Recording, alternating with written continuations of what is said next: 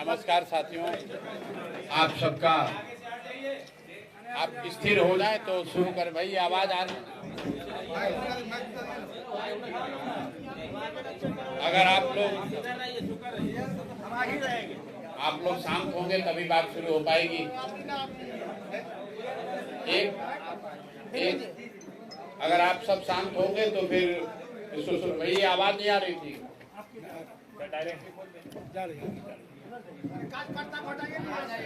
भाई कार्यकर्ता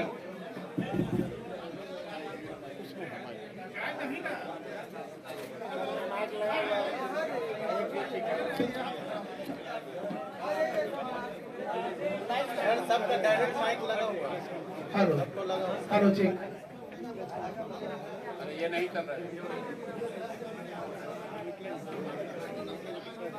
अरे भाई 2 मिनट आप धीरज रखिए।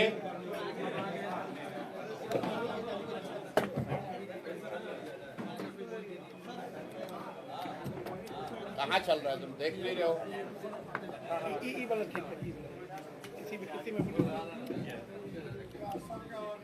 नमस्कार साथियों, आपने कहा कि कार्यकर्ताओं को का परिचय करा रहे थे। अभी वो इसलिए करा रहे थे कि ज्यादातर समय एक शिकायत आप लोगों की रहती है कि जन स्वराज में सिर्फ प्रशांत किशोर ही दिख रहे हैं और कोई दूसरा नहीं दिखता है।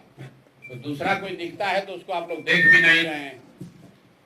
और जिन साथियों का परिचय कराया अभी केशव भंडारी जी ने, उसके साथ 2 और हमारे साथी जो युवा साथी हैं, बहुत पहले दिन से दरभंगा में लगे हुए हैं।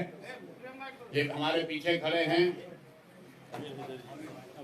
आमिर हैदर साहब। इनसे बहुत पहले दिन से, जब दरभंगा में मैंने काम करना शुरू किया है जनसुराज ने, तो उसके मजबूत स्तंभ रहे हैं। और आज यहाँ के प्रसिद्ध डॉक्टर मोहन मिश्रा जी के लड़के हैं उद्भट मिश्रा जी, जो जनसुराज का हिस्सा बने हुए हैं, बन रहे हैं। यहाँ पर औपचारिक तौर से आज इस परिवार का हिस्सा भी बनेंगे। और बाकी सारे साथियों से आपका पुराना परिचय भी है। मैं आपका धन्यवाद करता हूँ कि आप समय निकाल कर यहाँ आए हैं। आपके जो सवाल हैं वो आप सवाल कर सकते हैं। मैं अभी आधे घंटे 45 मिनट यहाँ पर हूँ, आप अपना अपना सवाल कर सकते हैं। अपनी कोई बात नहीं कहनी, अपनी बात तो 2-2.5 वर्ष से कह ही रहे हैं। पार्टी का विस्तार होने के बाद पहली बार आप दरभंगा आए हैं, कैसा है सफर आपका सफर? और ये किस चीज के लिए आपने फिर से दोबारा शुरू किया? ये पार्टी, जैसा आपने कहा कि 2 अक्टूबर को पार्टी बनने के बाद ये पहली बार मैं वापस दरभंगा आ रहा हूँ। तो पार्टी के साथी मित्रों से मिलना भी चाह रहा हूँ। और ये सुझाव लोगों का रहा है कि पार्टी बनने के बाद एक बार मुझे यहाँ की जनता से भी मिलना चाहिए, क्योंकि यहाँ मैं करीब 1-1.5 वर्ष पहले आया था।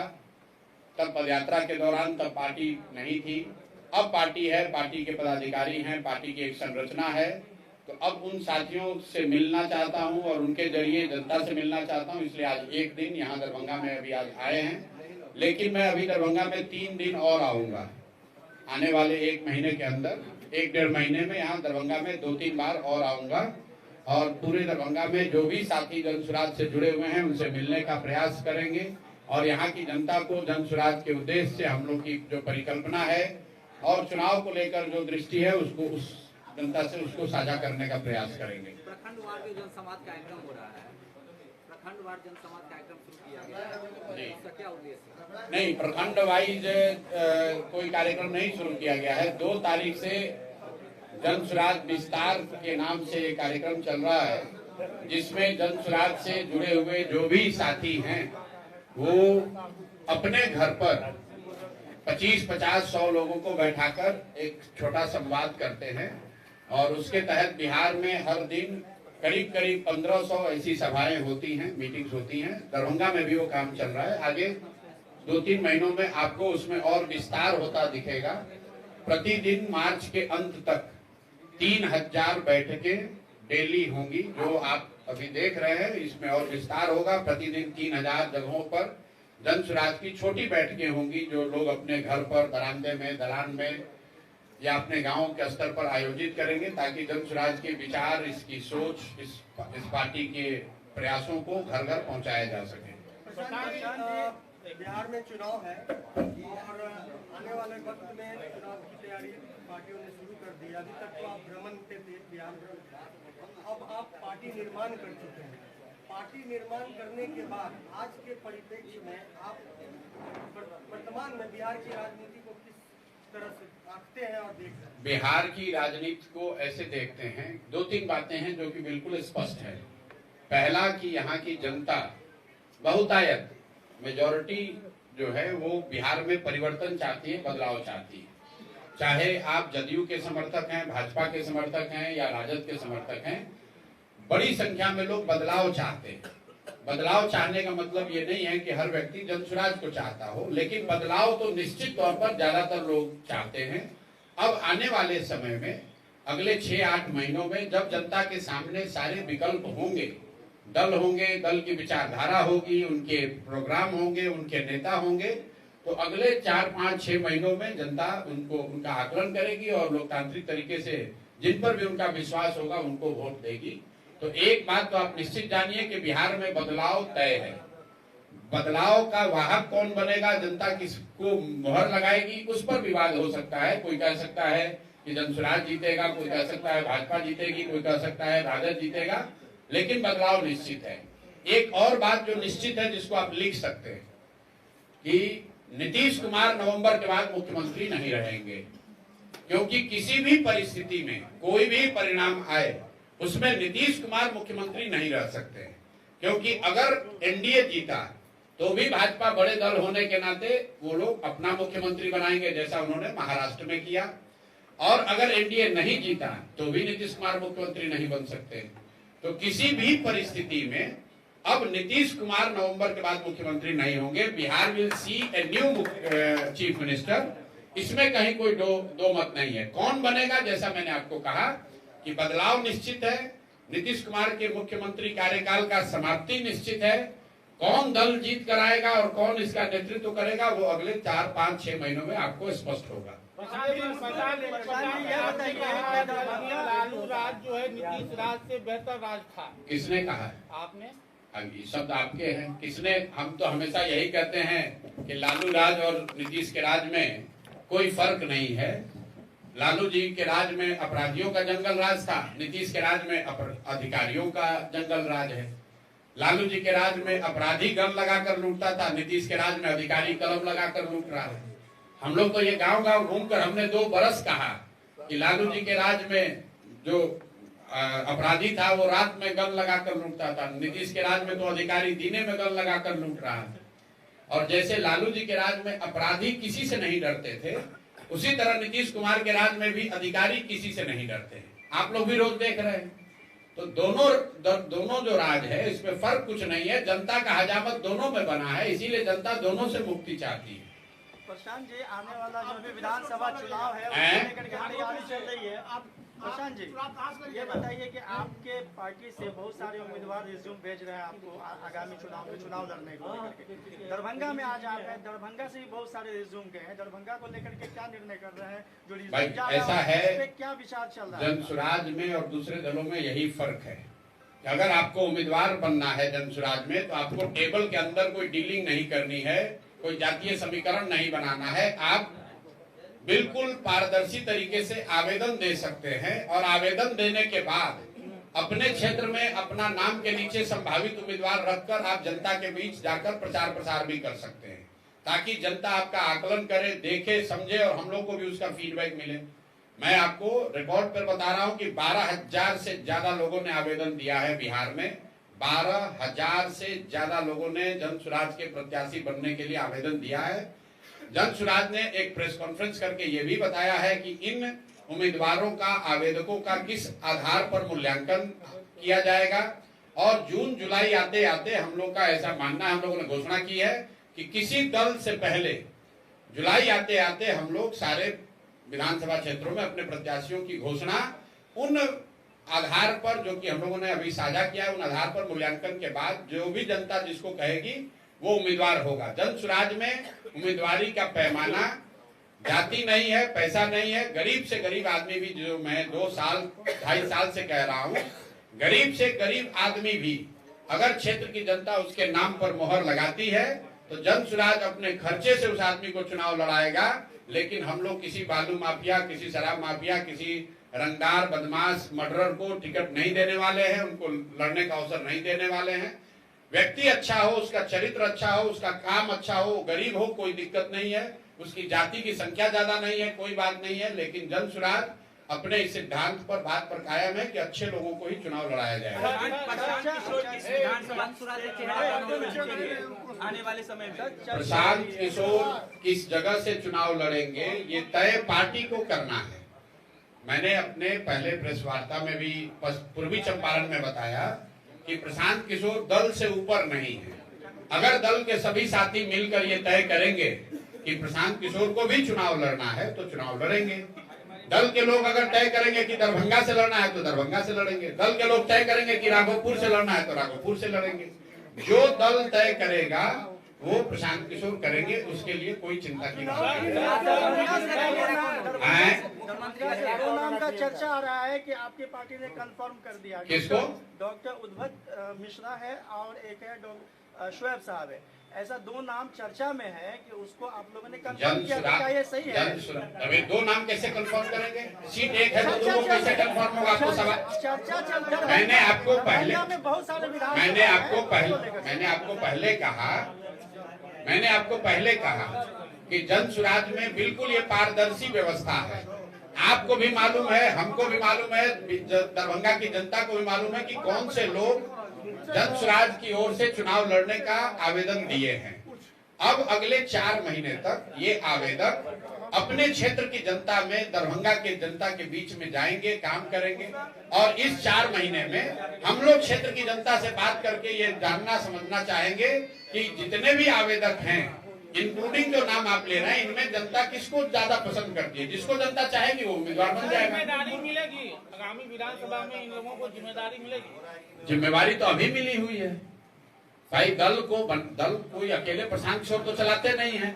दल में काम करने वाले हजारों वर्कर रात दिन प्रशांत किशोर से भी ज्यादा मेहनत कर रहे हैं। तभी तो हम लोग की जो भी आप जन सुराज का देख रहे हैं, 2 बरस में बिहार में किसी दल ने इतना अपना फैलाव नहीं किया है।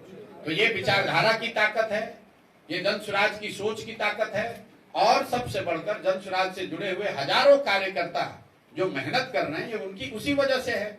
वरना 2 बरस पहले कोई नाम नहीं जानता था कि जन सुराज क्या है। आज घर घर में आप चर्चा कर रहे हैं। 2 बरस में कोई दल आज तक इतना तेजी से बढ़ा नहीं है बिहार में जितना जन सुराज बढ़ा है।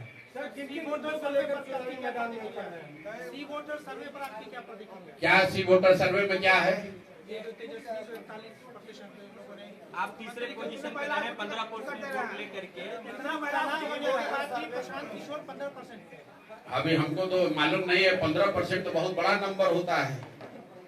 15% जो है, आप अभी तक तो आप लोग कह रहे हैं कि प्रशांत किशोर कौन है, जन सुराज कहाँ है। तो 15% आदमी अगर कह रहा है तो ये तो आपको देखने समझने की जरूरत है। हम सी वोटर या किसी भी सर्वे एजेंसी के नंबर पर टिप्पणी नहीं करना चाहते हैं। 2-2.5 साल से हम बिहार में घूम रहे हैं और थोड़ी बहुत सर्वे और नंबर की जानकारी मुझे भी है, समझ है। वो सी वोटर का नंबर है, वो स्वतंत्र है, उनका स्वागत है जो लिख रहे हैं, जो बता रहे हैं। आप आने वाले 3-4 महीने में देखिए किसका नंबर कहाँ रुकता है।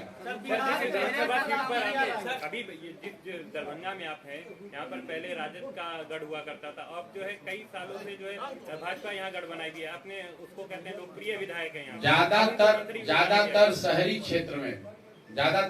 क्षेत्र में लालू जी के जंगल राज के बाद से शहरी क्षेत्रों में भाजपा के विधायक इसलिए जीतते रहे हैं कि लोग लालू जी के पार्टी को वापस नहीं वोट देना चाहते हैं।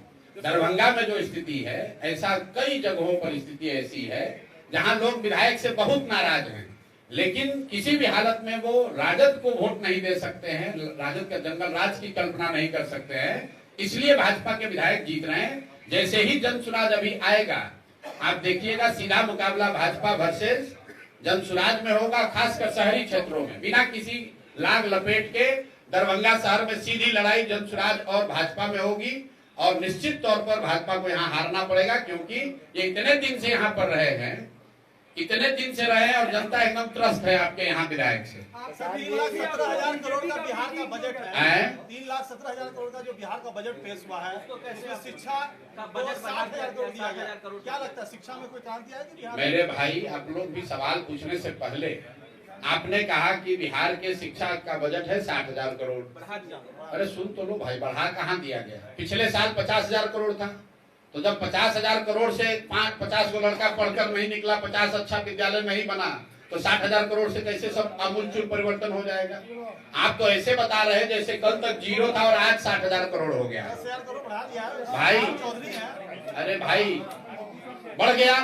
आप भी यहीं पे रहते हैं, एक विद्यालय बता देना जहाँ पर सुधार हो गया तो हम आएंगे उसको देखने के लिए और आपके सामने उसका सम्मान भी कर देंगे। सर, आपकी पार्टी को चुनाव लड़ेगी, क्या मुख्यमंत्री के चेहरे के साथ लड़ेगी? बिहार में जन सुराज अपने सोच के साथ चुनाव लड़ेगी। बिहार में बदलाव होना चाहिए, इसके लिए चुनाव लड़ेगी। बिहार में विकल्प के अभाव में लालू के डर से भाजपा और भाजपा को के डर से लालू को वोट देने की जो परिपाटी है उसको खत्म करने के लिए वोट लड़ेगी। बिहार में जन सुराज इसलिए चुनाव लड़ेगी ताकि बिहार के बच्चों के लिए देश में सबसे अच्छी शिक्षा की व्यवस्था बनाई जा सके, 1 वर्ष में यहाँ से पलायन रोका जा सके, सभी बुजुर्ग माता बहन और भाइयों को 2,000 रुपया, 400 की जगह 2,000 रुपया पेंशन मिल सके, किसानों को मनरेगा के तहत मुफ्त में मजदूर मिल सके और सबसे बढ़कर यहाँ पर घर घर रोजगार आए। इसके लिए सरकारी गारंटी पर 4% सालाना ब्याज पर लोगों को लोन मिल सके, कर्ज मिल सके। इन 5 बातों के साथ, इस 5 एजेंडे के साथ, इस 5 कार्यक्रम के साथ हम लोग चुनाव लड़ रहे हैं। चेहरा कौन होगा? चेहरा कौन होगा? चेहरा जो जिसको भी जनता चुन देगी वही चेहरा होगा। सीएम कौन होगा? जब विधायक चुनकर आएंगे तो आपको सबको निमंत्रित किया जाएगा और आपके सामने बैठकर विधायक चुन लेंगे कि कौन सीएम फेस बनेगा। चलिए, कम से कम आप लोग इतना तो मान रहे हैं ना कि वो स्थिति है कि सीएम फेस हम लोग को चुनना है। सीएम फेस जन सुराज को चुनना है, इतना तो मान रहे हैं ना आप लोग? अरे भाई, ऐसा है बिहार में, एक मिनट, बिहार में क्या भाजपा से पूछ सकते हैं कि आपका सीएम फेस कौन होगा? वो तो नीतीश कुमार ही होंगे, क्योंकि भाजपाइयों ने मान लिया है कि बिना उनके काम नहीं चलेगा। राजद का तो पता है भैया, लालू जी के लड़के ही होंगे, क्योंकि वो लालू जी के लड़के हैं। सीएम फेस पर सवाल पूछने का तो अवसर आपके पास एक ही दल के पास है, वो जन सुराज। क्योंकि यहाँ कोई व्यक्ति बन सकता है, जो भी काबिल है वो बन सकता है, और ये भी तय है कि कोई ना कोई जन सुराज का ही बनेगा बिहार में मुख्यमंत्री। गठबंधन को, एक मिनट, गठबंधन को लेकर सैकड़ों बार कह चुके हैं, फिर रिपीट कर देते हैं। 2025 में जन सुराज 243 सीट लड़ेगा, 242 में। 2025 में भी गठबंधन नहीं, 2025 के बाद भी नहीं, और 2029 में भी नहीं। यह भी लिख लीजिए। हमने कहा है कि चाहे 10 वर्ष लग जाए, 2029 में भी एक सीट पर गठबंधन नहीं करेंगे। आप तो 25 का बात कर रहे हैं। प्रधान जी, ये बताइए, देखा ये जा रहा है कि चुनाव से पहले जो घोषणा पार्टियों का होता है उसमें मुफ्त का अनाज, मुफ्त का पैसा अकाउंट करते, वो वोट को सबसे ज्यादा प्रभावित करता है। आपका इसमें क्या कहना है? ये बताइए। बिल्कुल कोई मुफ्त की बात नहीं कह रहे हैं हम लोग। 5 बातें जो हम लोग कह रहे हैं, हम लोग जो कह रहे हैं और जो सामने वाला कह रहा है उसको आप जांच लीजिए। तेजस्वी जी ने कहा कि यहाँ की महिलाओं को 2,500 रुपया महीना दे देंगे। अब आप लोग के सबके पास मोबाइल है, मोबाइल में कैलकुलेटर है, जरा जोड़ना शुरू कीजिए। बिहार में 6 करोड़ महिलाएं हैं। अगर बच्चियों को हटा दें तो करीब करीब 5 करोड़ महिला हुई। 5 करोड़ महिला को अगर आप 2,500 रुपया महीना देंगे तो टोटल बजट साल का आएगा 1,55,000 करोड़। बिहार का बजट, योजना बजट जो है वो 1 लाख करोड़ के आसपास का है। तो 1 लाख करोड़ का बजट है, उसमें 1.5 लाख करोड़ रुपया माई बहन योजना में दे देंगे। 200 यूनिट आप बिजली फ्री दे देंगे तो वो पैसा कहां से आएगा? उसके मुकाबले जन सुराज क्या कह रहा है?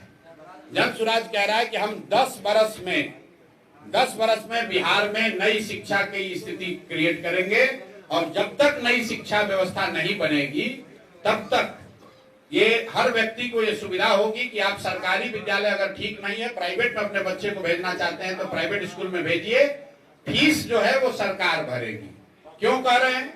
आप लोगों को लगता है कि सरकारी विद्यालय फ्री है। सरकारी विद्यालय फ्री नहीं है। सरकारी विद्यालय में बच्चों को पढ़ाने का खर्चा है 60,000 करोड़। तो हम लोग जो कह रहे हैं कि उन विद्यालयों में 60,000 करोड़ खर्चा करके अगर पढ़ाई नहीं हो रही है तो लोगों को ये अवसर दे दिया जाए कि आप तय करें कि आपका बच्चा सरकारी में पढ़ेगा कि प्राइवेट में, और अगर प्राइवेट में पढ़ेगा तो उसका फीस सरकार भरेगी।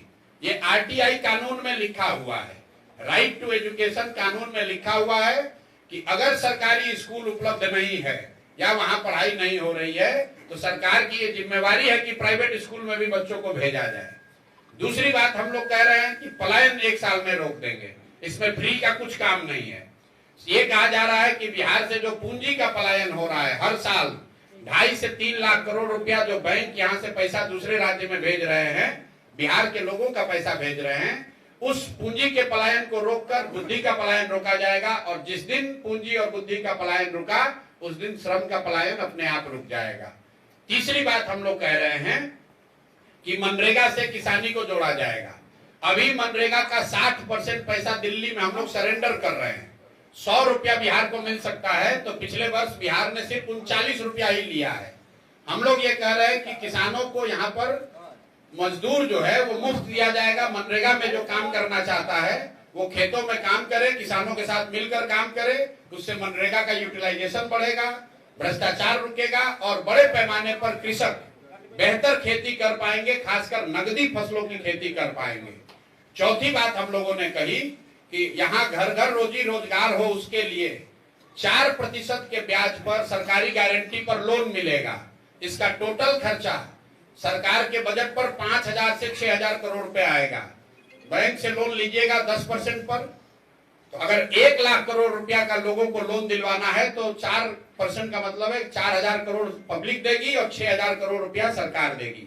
तो 6,000 करोड़ रुपया के बजट में प्रावधान से लोगों को 1 लाख करोड़ रुपए का ऋण एडिशनल मिलने लगेगा। और अंतिम बात जो फ्री भी हम लोग कह रहे हैं, सिर्फ एक चीज वो कह रहे हैं कि 60 साल से ज्यादा उम्र के लोग जिनको अभी 400 रुपया मिल रहा है उनको हम लोग 2,000 रुपया देंगे, विधवा और दिव्यांग इंक्लूडेड। और इसका पूरा खर्चा करीब 12,000 करोड़ रुपया साल का आएगा। तो जो हम लोग की जन स्वराज की पूरी योजना है, इसमें बजट को देखकर सिर्फ 15 से 18,000 करोड़ रुपए ही हम लोग कह रहे हैं कि इन योजनाओं पर फ्री देने में या लोगों को पैसा देने में खर्च होगा। 80,000 करोड़ जो पैसा है उसको हम लोग चाहते हैं कि यहाँ की व्यवस्था, इंफ्रास्ट्रक्चर और बेहतर बिहार को बेहतर बनाने में खर्च हो। ऐसा नहीं कि 1 लाख करोड़ का बजट है और हम वादा कर रहे हैं 3 लाख करोड़ का। 1 लाख करोड़ का अगर बजट उपलब्ध है, क्योंकि 3 लाख करोड़ का बजट है लेकिन सरकार के पास खर्च करने के लिए 1 लाख करोड़ रुपया ही उपलब्ध है, क्योंकि 2 लाख करोड़ रुपया तो इंटरेस्ट और सैलरी वगैरह में जाता है। तो 1 लाख करोड़ की योजना में, 1 लाख करोड़ की बजट में हम लोग सिर्फ 15,000 करोड़ रुपए की बात कर रहे हैं। सामने से तेजस्वी जी क्या कर रहे हैं कि 1 लाख करोड़ का बजट है, 2 लाख करोड़ रुपया वो फ्री में दे देंगे। तो आप तय कर लीजिए, बिहार की जनता तय कर लीजिए कि कौन सोच समझ कर बोल रहा है और कौन बिना जाने समझे बोल रहा है। वोट पर इसका प्रभाव पड़ेगा ये हम बता। भाई वोट पर कोई प्रभाव नहीं पड़ेगा। हम आकर कहेंगे कि हम दरभंगा को अमेरिका बना देंगे तो वोट पर प्रभाव पड़ेगा? पब्लिक बेवकूफ है। अगर मान लीजिए, अगर आप कह रहे हैं कि हम 2,500 रुपया दे देंगे तो पब्लिक ये नहीं पूछेगी कि भाई कहां से दे दोगे। 1 लाख करोड़ रुपया जब बजट है, आप बिहार का बात छोड़िए, देश में कोई ऐसा राज्य नहीं है, इसको याद रखिए। दिल्ली और गोवा को छोड़ दीजिए तो देश में कोई ऐसा राज्य नहीं है जो अपने हर महिला को 2,500 रुपया महीना दे दे। कहां से दे दीजिएगा? पैसा ही नहीं है, कैसे दे दीजिएगा? बिहार में हालत ये, मध्य प्रदेश में कहा देता है भाई कुछ, अरे कुछ भी बोल रहे हो यार। मध्य प्रदेश में 1,000 रुपया दिया जा रहा है, वो भी कंडीशनल है, लाडली बहना योजना। कुछ भी बिना जाने समझे आप लोग राजनीति, यहाँ नेताओं की हालत खाली ये नहीं है, पत्रकार भी बिना पढ़े लिखे कुछ भी बोले जा रहे हैं। लाडली बहन योजना में 1,000 रुपया दिया जा रहा है, 2,500 और 1,000 में फर्क नहीं है। सर, बीजेपी विधायक का विवादित बयान अभी आया है कि होली के दिन मुसलमानों को घर से न निकलने की हिदायत दी है। बीजेपी के विधायक का बाप का राज है कि बीजेपी के विधायक कहेंगे तब लोग निकलेगा, नहीं निकलेगा। मतलब बीजेपी के विधायक यहाँ के क्या है, जागीरदार हैं कि वो जो कहेंगे तो वही लोग निकले, वही लोग करेगा? नहीं, उनकी बातों को तो प्रशासन के लोग भी मानते हैं और प्रशासन जो है, अरे प्रशासन भैया, पब्लिक न मानना चाहिए। ये कोई अंग्रेजों का राज थोड़े ना है कि बीजेपी का विधायक यहाँ फरमान जारी करेगा, लाट साहब हैं और पूरी पब्लिक मान लेगी। पब्लिक वो करेगी जो उनको सही लगेगा। बीजेपी के विधायक यहाँ के लाट साहब नहीं है, उनकी जागीर नहीं है पब्लिक, वो कैसे कह सकते हैं कि किसी जाति का किसी संप्रदाय का आदमी निकलेगा कि नहीं निकलेगा? सर कई तरह की योजनाओं करोड़ों का आपने बता दिया सारा चीजें। बिहार में जो इनकम की बात की जाए, इनकम का जो स्रोत है, और केंद्र सरकार सपोर्ट नहीं करे तो सैलरी देने का पैसा नहीं है। तो ऐसी स्थिति में आप कैसे इसको मैनेज? अरे बता तो रहे इसीलिए यहाँ पर सिर्फ शराब और बालू के माफिया को अगर खत्म कर दिया जाए तो करीब करीब 25 से 30 हजार करोड़ रुपया एक्स्ट्रा आने लगेगा। आप और हम देख रहे हैं, हम पहले लोग हैं, जन स्वराज पहला दल है जो रोज कह रहा है कि जैसे ही जन स्वराज की सरकार बनेगी हम शराबबंदी हटा देंगे। क्यों हटा देंगे? क्योंकि पहली बात तो शराबबंदी है नहीं, सिर्फ सरकार ने दुकान बंद किया है, घर घर डिलीवरी करा रही है। दूसरी बात, इससे 15 से 20 हजार करोड़ का बिहार का नुकसान हो रहा है। और ये पैसा कहाँ जा रहा है? ये पैसा जा रहा है यहाँ के भ्रष्ट नेताओं के पास, अफसरों के पास, शराब माफिया के पास। तीसरी बात, जिन महिलाओं के नाम पर यह शराबबंदी लागू की गई है, आज जरा पूछिए, 1 लाख से ज्यादा लोग आज जेल में अंडर ट्रायल हैं शराबबंदी के कानून के तहत। ज्यादातर लोग उसमें पिछड़े, वंचित, मुस्लिम और दलित समाज के लोग हैं, जिनको कोई बचाने वाला नहीं है। इसी के तरह यहाँ देखिए बालू की हालत, पूरे बिहार में बालू सबसे बड़ा उद्योग है। जहां जाइए खाली अवैध बालू का खनन हो रहा है। 10,000 करोड़ से ज्यादा का बालू रोज बेचा जा रहा है। सरकार के उस पर, सरकार को कितना पैसा उससे मिल रहा है? 1100-1200 करोड़। और लोग, बालू माफिया कितना कमा रहा है? 10,000 करोड़। तो बिहार में आय का पहला स्रोत है शराबबंदी हटाना, बालू माफिया को खत्म करना। इन दोनों चीज से बिहार में 25 से 30 हजार करोड़ रुपया एक्स्ट्रा जमा किया जा सकता है। एक अलग सवाल पर चलते हैं। ये अभी धीरेन्द्र शास्त्री आए हुए, जैसे बाबा बागेश्वर बोलते हैं, वो हिंदू राष्ट्र की मांग की घोषणा किया गया। बिहार से ही जो है ये आंदोलन तेज होगा और बीजेपी के विधायक लोग उनको कहीं ना कहीं समर्थन दे रहे हैं। इस पर आपका क्या है? क्या करें? बाबा बागेश्वर क्या बिहार के हैं? क्या वही देश चलाते हैं? क्या संविधान उन्हीं के कहने से चेंज होगा? अरे भाई, हर व्यक्ति अपनी भावना व्यक्त करने के लिए स्वतंत्र है, लोकतंत्र है। बाबा बागेश्वर भी आए हैं, अपना कुछ बोल रहे हैं, जो बोल रहे हैं उनके समर्थक उसको सुन सकते हैं, उस पर टिप्पणी कर सकते हैं। लेकिन देश किसी बाबा के कहने से थोड़ी चलता है। देश चुने हुए प्रतिनिधि, जनता के द्वारा चुने हुए प्रतिनिधियों के द्वारा चलता है। देश का कानून संसद में बनता है, किसी बाबा के दरबार में तो बनता नहीं है। देश जो है वो संविधान से चलता है। अभी हिंदू राष्ट्र की जो मांग रख रहे हैं, ये कितना उचित है आपके नजरों में? और संविधान संशोधन करके वो मांग रहे हैं। आप सवाल पूछ रहे हैं, यही हास्यास्पद है। इस देश को बनाने वालों ने, इस देश के फाउंडिंग फादर्स ने जब इस देश को सेकुलर राष्ट्र के तौर पर बनाया है, तो आप और हम कौन हैं हिंदू राष्ट्र की बात करने वाले? क्या ऐसे मांग करने वाले लोग गांधी जी से बड़े समझदार हो गए? क्या गांधी, नेहरू, पटेल, सुभाष चंद्र बोस, बाबा साहब अम्बेडकर, इन सबसे बड़े यही लोग हो गए? और अभी तो लोकसभा का चुनाव हुआ, लोकसभा के चुनाव में जनता ने अपना मत दिया, कहा कि भाई भाजपा वाले रूल करो, लेकिन लिमिट में रह के रूल करो। अगर संविधान बदलने की बात करोगे तो जनता उसको स्वीकार नहीं करेगी। जो बात संविधान में आधारभूत बातें बताई गई हैं, उसमें संशोधन की कोई किसी को हिम्मत नहीं है। अगर होगा तो पब्लिक उसको उस हिसाब से निपटेगी, आप चिंता ना करिए। लीगल एक्शन होना चाहिए उन पर ऐसे बयान के लिए। अरे भाई, क्यों इतना तूल दे रहे हैं? उनके बयान को पूछ कौन रहा है? उनके बयान के आधार पर 13 करोड़ जनता थोड़ी ना वोट देती है। बीजेपी उनके बयान का समर्थन कर रही है। तो बीजेपी कर रही है तो बीजेपी जाएगी वोट लेने, तो जनता बताएगी। आप ये बताइए कि बीजेपी अगर उनके बयान का समर्थन कर रही है कि हम संविधान को बदलकर यहाँ पर हिंदू राष्ट्र बना देंगे, तो फिर रोज प्रधानमंत्री और अमित शाह जी क्यों कह रहे हैं कि नहीं हम संविधान से एकदम बंधे हुए हैं? कौन बीजेपी में उनका समर्थन कर रहा है? कौन समर्थन कर रहा है? प्रधानमंत्री ने तो कहा नहीं, अमित शाह जी ने तो कहा नहीं, पार्लियामेंट में भाजपा को दम है तो कह दे कि हम हिंदू राष्ट्र लागू करेंगे, हम संविधान बदल देंगे। हमने तो सुना नहीं। अब कौन कहाँ क्या कह रहा है? कोई कर्नाटक में कह दिया, कोई अयोध्या में कह दिया, कोई बाबा के दरबार में कह दिया, उससे क्या लेना देना है भाई? वो तो कोई कहीं बैठ के कुछ भी कह सकता है। तो ये बताएं कि सिर्फ जय बिहार के नारे से कैसे वो चुनाव जीत सकता है, जबकि कुछ समय से देश में सिर्फ ऐसे नारेबाजी होती है, भड़काऊबाजी होती है जिससे चुनाव जीत रहे हैं। आपको क्या लगता है कि बिहार में जय बिहार होना चाहिए कि कोई दूसरे का जय होना चाहिए? की क्या स्ट्रेटेजी है? अरे आप पहले हमको बताइए, सुनिए ना भाई, जूझ पाएंगे नहीं। आप काहे घबरा रहे हैं? नहीं, जो माहौल चल रहा है उससे तो आप देख रहे हैं। माहौल आपको ज्यादा समझ है, हमको तो ज्यादा समझ नहीं है कि हम थर्मामीटर लगाकर बता दें कि इनका माहौल क्या चल रहा है। जो बेसिक बात है कि बिहार में जय बिहार नहीं बोला जाएगा तो जय गुजरात बोला जाएगा। बिहार में जय बिहार नहीं बोला जाएगा तो नरेंद्र मोदी जिंदाबाद बोला जाएगा। अगर अपनी मिट्टी के लिए हम लोग जय बिहार कह रहे हैं तो इससे बेहतर और क्या बात हो सकती है। बिहार का जय तो होना ही चाहिए। सर आप कहते थे लालू के राज में जंगल राज को लेकर धरना दिया है क्या एनडीए पर आरोप लगाया है कि ये लोग आरक्षण चुरा रहे हैं। तेजस्वी ने कल धरना दिया, इस पर आपकी क्या? कौन चुरा रहा है? अभी भाजपा सरकार। अभी तो तेजस्वी जी खुद सरकार में बैठे हुए थे। अरे यही ना चचा के साथ सरकार बनाए थे। कितना दिन पहले बनाए थे?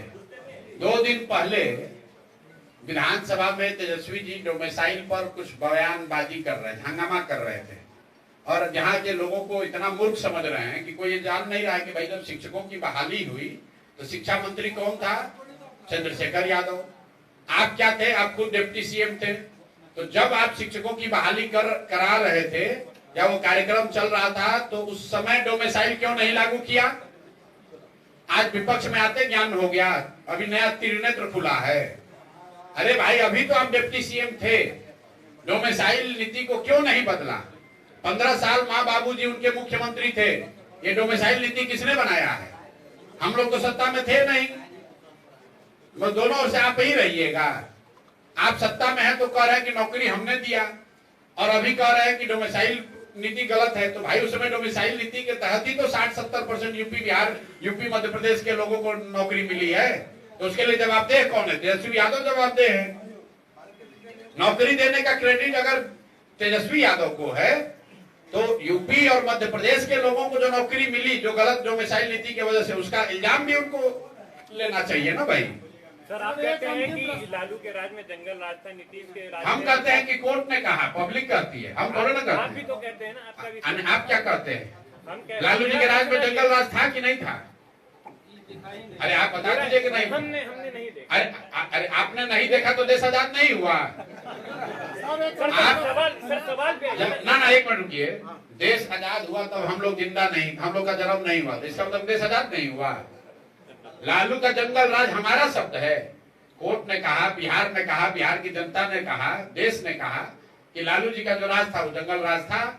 दरभंगा में लगातार छोटी बच्चियों की जो है बलात्कार हो रही है, हत्या हो रहा है, तो आप लोग कह रहे हैं जो बीजेपी के नेता कह रहे हैं सुशासन की सरकार है, आप क्या कह रहे हैं? अरे भैया बीजेपी के कहने से क्या होता है? बीजेपी के लोगों की हालत तो ये है, आप कह रहे हैं कि किसी बच्ची के साथ दुर्भाग्यपूर्ण घटना हुई है। सुनिए तो, डाक बंगला चौराहा पर ये बीजेपी के नेताओं को नीतीश कुमार ने दौड़ा कर लाठी से मरवाया और इन लोगों का इतना हिम्मत नहीं है कि अपना सुरक्षा कर सके, एक दूसरे की क्या सुरक्षा करेगा? कुर्सी के लालच में जिन नेताओं को, एमपी और विधायकों को नीतीश कुमार ने डाक बंगला पर दौड़ा कर लाठी से पिटवाया, आज वो नीतीश कुमार का गुणगान कर रहा है। तो वो आपकी हमारी सुरक्षा क्या करेगा और हमारे आपके अधिकार के लिए क्या बोलेगा? एक चीज आपको बता दें कि भाजपा जो है बिहार में, इनसे ज्यादा कायर, इनसे ज्यादा डरपोक, इनके जैसा नेतृत्व विहीन कहीं भाजपा का यूनिट पूरा देश में नहीं होगा। इनको कोई, आप जिस सर्वे की बात कर रहे हैं सी वोटर वाला, उसमें देख लीजिए कि भाजपा के नेता सम्राट चौधरी को कई % वोट आया है। तो फिर तेजस्वी क्यों कहते हैं कि आप भाजपा के बीच में? अब तेजस्वी को भैया मुफ्त में मुसलमानों का वोट लेने का आदत लगा है। नहीं आप सुन तो आ तो रहे उसी पर। आपको मुफ्त में वोट आदत लगा है कि मुसलमानों को डराओ कि भैया हमको न दोगे तो भाजपा आ जाएगी, तो बेचारा मुसलमान मजबूरी में वोट दे देता है। अब उनको दिख रहा है कि जितना सब राजनीतिक बंधुआ मजदूर था, जो हमारे लालटेन में किरासन तेल बम के जल रहा था, उसको एक दूसरा रास्ता दिख गया जो इससे बेहतर रास्ता है, जिसका नाम है जनसुराज। तो लालटेन से किरासन तेल निकलेगा तो लालटेन तो फकफकाएगा ही ना भाई, फकफका के फिर थोड़े दिन में बंद हो जाएगा।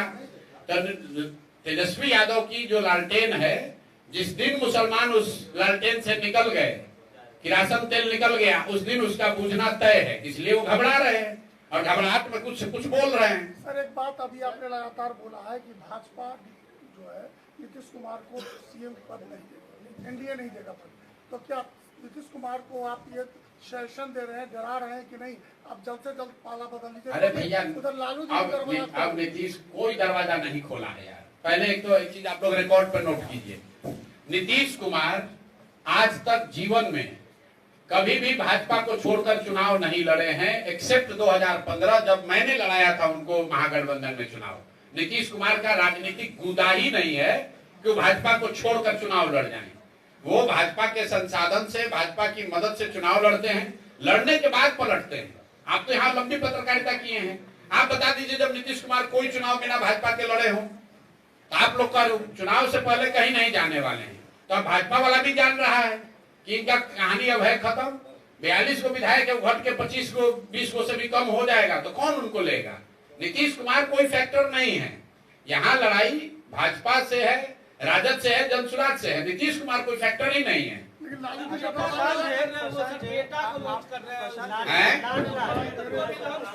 आपसे बोले हैं अभी तो चर्चा में है। अरे चर्चा में तो बहुत चीज है। नीतीश कुमार जी आपसे बोले हैं कि हम अपने बेटा को लॉन्च कर रहे हैं। जदयू में पोस्टर तो हम यहाँ पर डोनाल्ड ट्रंप का लगा देंगे, तो क्या डोनाल्ड ट्रंप आ रहे हैं दरभंगा में चुनाव लड़ने? भाई जदयू ने कोई आधिकारिक बयान जारी करके कहा कि नीतीश जी के लड़के आ रहे हैं, आप लोग जबरदस्ती कुछ भी चला देते हैं। अरे भाई ऐसा है, रुकिए, जो व्यक्ति राजनीति में नहीं है उस पर कोई टीका टिप्पणी नहीं करेंगे। नीतीश जी के लड़के पर भी नहीं करेंगे और लालू जी के भी उन बच्चों पर नहीं करेंगे जो राजनीति में नहीं है। तो बेकार की बात न करें। अभी तक जदयू ने या नीतीश जी ने कहीं पर आधिकारिक या गैर आधिकारिक तौर पर उन्होंने ये नहीं कहा है कि नीतीश जी के लड़के पॉलिटिक्स में आ रहे हैं, और अगर आए भी तो क्या दिक्कत है।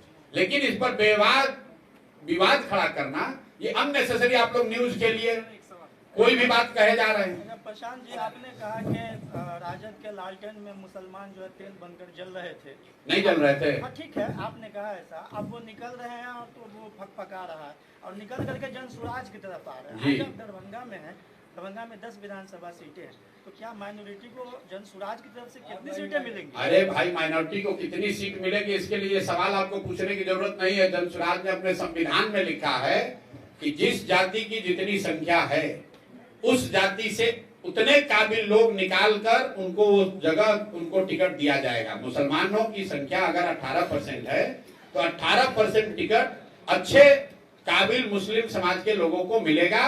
दरभंगा में भी मिलेगा, अररिया में भी मिलेगा, बक्सर में भी मिलेगा, चंपारण में भी मिलेगा। जब आप सीएम बनिएगा तब न दीजिएगा। टिकट देने के लिए सीएम बनने क्या जरूरत? अब चलिए खत्म किया जाए।